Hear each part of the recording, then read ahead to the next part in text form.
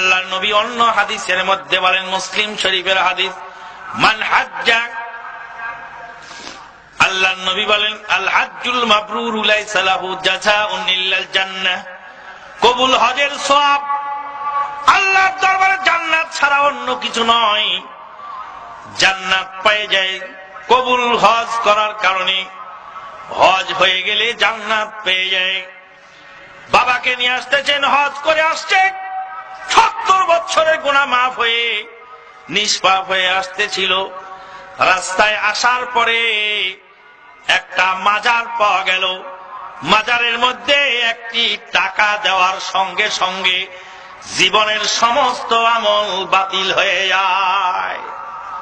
যদি বাতিল না হয় তবে আল্লাহর কালাম মিথ্যা হবে, আল্লাহর রাসূলের হাদিস মিথ্যা হয়ে যাবে। টাকা একটি তো দূরের কথা, একটি মাসি দিলেও আমল বাতিল হয়ে যায়। মুসনাদে আহমদের মধ্যে আসছে, আন তারিক ইবনে শিহাব রাদিয়াল্লাহু তাআলা আনহু قال دخل الجنة رجل في ذباب ودخل النار رجل في ذباب قالوا كيف ذلك يا رسول الله دخل الجنة رجل في ذباب ودخل النار رجل في ذباب আল্লাহর নবী বলেন,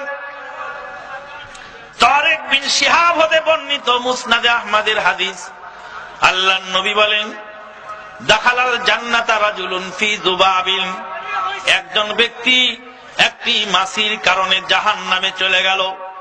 ওয়া দাখালাল জান্নাতা রাজুলুন ফি যুবাবিন ওয়া দাখালান নার রাজুলুন ফি যুবাবিন, একটি মাছির কারণে একটি ব্যক্তি জান্নাতে চলে গেল, একটি মাছির কারণে একটি ব্যক্তি জাহান্নামে চলে যায়।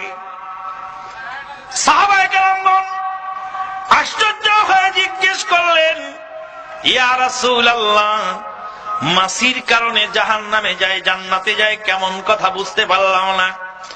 আল্লাহর নবী বলেন, দুইজন ব্যক্তি যাচ্ছিল এক গ্রাম দিয়ে, সেই গ্রামবাসীদের কাছে ছিল মূর্তি, দেব দেবী ছিল তাদের গ্রামের মধ্যে। দেব দেবীর দরগায় মানত না করলে কাউকে সেই পথ দিয়ে যেতে দেওয়া হয় না। দুইজনকে আটক করে বলল, তোমরা কিছু মানত করে যাও। একজন বলল, গায়রুল্লাহর নামে আমি কোন মানত করি না, গায়রুল্লাহর নামে মানত করা শিরক হারাম, গায়রুল্লাহর নামে আমি কোনো কিছু দিতে পারবো না। ফাদারাবু উনুকাহু ফাদাখালাল জান্নাহ, আল্লাহর নবী বলেন, ওই লোকটাকে সমাজের লোকেরা তলোয়ার দিয়ে গর্দান উড়িয়ে দিল, এক কমেটি খণ্ডিত করে ফেলল। লোকটা সঙ্গে সঙ্গে জান্নাতে চলে গেল। আর দ্বিতীয় ব্যক্তি একটা মাছি ধরে এনে ওই ঠাকুরের নামে মানত করল।